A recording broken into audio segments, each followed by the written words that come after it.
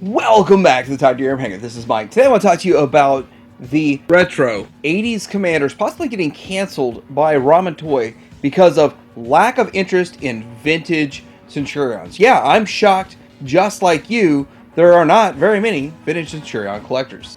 Since day one, I thought the vintage would have been the preferred scale. Let's go with that. I thought that from day one.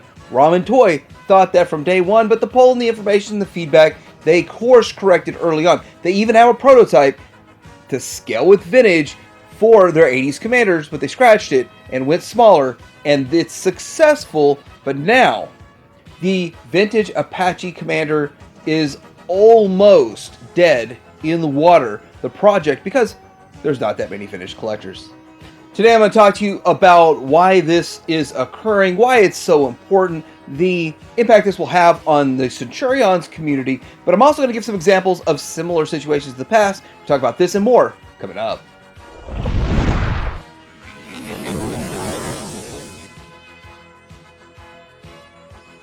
So getting back to this collage that I kind of put together, Ramen Toy has plans for 80s commanders, vintage retro style, picking up where Kenner left off, which is, in my opinion, the absolute most exciting thing any toy company could do ever, is to pick up where a vintage toy company left off and give us those great things. And even with a bit of a modern flair, a little bit better technology, a little bit better engineering, better than what was conceived by Kenner at the time, 30 years ago. That's what we're getting with Apache Commander. But this is something that I'm in on. I've got 3 Apache Commanders pre-ordered, but look at this stuff. We are not going to get any of this if Apache Commander doesn't fund. Who's gonna lose $30,000 to $50,000 on a project and go, oh, well, let's scratch that, let's try another one? Nope, it's either this or they're not going to continue losing money on projects. This is one interesting one, the Centurions Phantom Fan. I really don't know much about it, but, you know, it's in the cartoon, and we've seen it, but it never got made. And there was a prototype somewhere, I believe. But wouldn't it be cool to get something like this? What about Rex Charger's Gatling Guard? And, of course, Rex Charger is another one that is a prototype grail. I mean, grails are defined differently. Some people don't view prototypes as a grail because it never went into production. And it was just kind of a missed opportunity. But this is a really cool glow-in-the-dark figure that we'll probably never get if we don't get Apache Commander, and we won't get his weapon systems. Now, I believe Ramen Toy actually has a prototype that's sort of in very early stages of development for the Strato Striker. I might be wrong. It might be a different one that they're working on, but I think they have this one in the works. Anyway, looking at all this, though, it's exciting to see what we could possibly get. Possibly a full-on retro vintage style crystal, but none of this is going to happen without the Apache Commander. None of it's going to happen because why would anybody continue losing money like this? This is not Hasbro. Hasbro can lose millions and billions. They don't care. But a small startup that's still at startup phase, it could make or break a company. So in 2014, the 4 Horsemen did make a Rebel Power Lords, but their version of Power Lords. But they shrunk them down to 4-inch scale-ish, 3.75, 4-inch, 5-inch. But they're smaller than the original vintage ones, and maybe that was wrong. Maybe stepping away from it. In 2014, the 3.75-inch scale was still pretty strong, versus nowadays where 6-inch is taking over. So I guess it is smart that Ramen Toy went 6-inch, even though it was against my liking. But this was going 4-inch before 4-inch went away, or more or less went out of favor with collectors. That might have been where the misstep was here. The misstep might be that Power Lords is even lower on collector interest than maybe Centurions. Same thing with the Zika Toy. Now, Zika Toy had come out with these Sectars. Now, I gotta admit that they went 4-inch on it. Sectars are pretty cool overall, but it's another very niche kind of market, very small market, and these small markets will not get picked up by Hasbro or Mattel or any of these other companies. They're not going to go after it. They're not even going to bother with these small ones. And we'll show you a little bit of what they tried to do, but they quit. While these boutique companies such as Ramen Toy are going in on this. And we got Zika that went in on this. But this is considered a failure. I consider it a success because these figures are awesome and they made so many of them. And now they are sought after.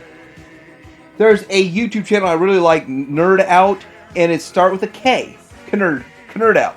So look them up, find this video, and watch this video. They are awesome. This is a picture that I think is a screen grab from theirs, but they are the ones that even told me about, because I didn't know Zika Toys was a thing. And they told me about this, and I was like, oh, that's really cool. I like that. But looking at this, you see the original vintage ones in the back. And they have a much better presence than going 3.75. The choice to go 3.75, I don't know why, but I would have actually liked them to make them in the original scale. Me personally, and I think a lot of collectors felt the same way. Swinging back around to the Four Horsemen and their Power Lords, they had a Kickstarter for a Series 2 that failed. And truthfully, I really don't know anything about it other than they had a Kickstarter, it failed. For Series 2, I don't know what was involved in it or any of that kind of stuff. But you know what? Today, in 2022, I'd be all over it. So, let's just go ahead and wait for Hasbro to make it, right? Yeah, Hasbro, they're going to make Visionaries. They're going to make all this good stuff. Mask, all that, right? ROM. They're going to make G.I. Joe. They're barely doing that, by the way, which is their flagship line out of everything Hasbro's made.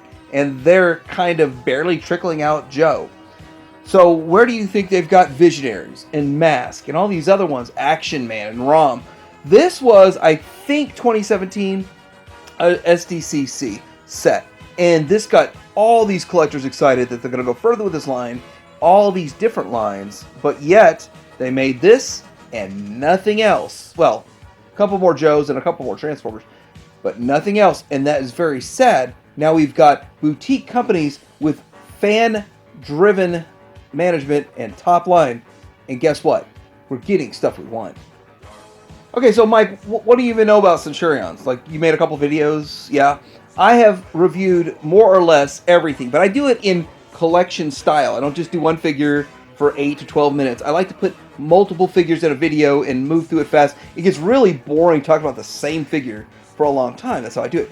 But with this, I started collecting these years ago, and eventually I have a complete collection, times 3, I guess, and I would like to get in on some of these other unproduced items. This would be so exciting. It would go to the next level. But then I kind of step back and I think, well, the vast majority of collectors don't just collect Centurions. I don't just collect Centurions. In fact, every hardcore Centurion collector I know collects other things, but Centurions is a line that they're willing to go all in on. So when you back that up, how many hardcore collectors really exist? Evidently, less than 800. So the original figure that was out there was kind of a strange smile on his face, and he came with this, the John Thunder figure came with this missile launching accessory that I think they called it the Arrow or something along those lines. And it's kind of cool, but I actually do like the weapon system that they're putting out. They're going for the deluxe weapon system from day one. Ramen Toys putting this one out with the Rolling Thunder and all that kind of stuff, and they're making it motorized and all of that. Now, the actual motorized function isn't why it's expensive. Why it's expensive is because of the mass production, the creation of the mold, and the minimum order quantity of 1,000. And of course, 800 is the break-even point on this figure. But it does look really good, and it looks amazing. And this got me excited. We get this, we get Rex, we get all of the unproduced weapon systems, and Crystal, and I'm willing to pay up for all of that in triplicate. A little more unknown information, and again, I'm probably even disclosing information I'm not supposed to, but this is a custom from a super hardcore fan that Ace went to seek advice on how to make these weapon systems and details that you can't just ascertain from a picture. You find a lifelong fan that's made his own customs and getting an idea from those customs how to make these and what does each thing do. Because how do you know that from the picture? How do you know that from the picture? But lifelong fans that have really looked for this and researched this for decades obviously know. And with that, That's a nice touch. And he was able to go personally see these customs that match those pictures 100% exactly, look amazing.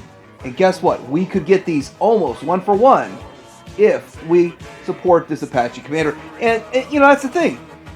Who'd want to make these and lose 30, 50,000 bucks in development and other costs if there's no interest? See, I'm also curious how they go about making these. With this Panther, it's the Cybervore Panther and the Cybervore Shark.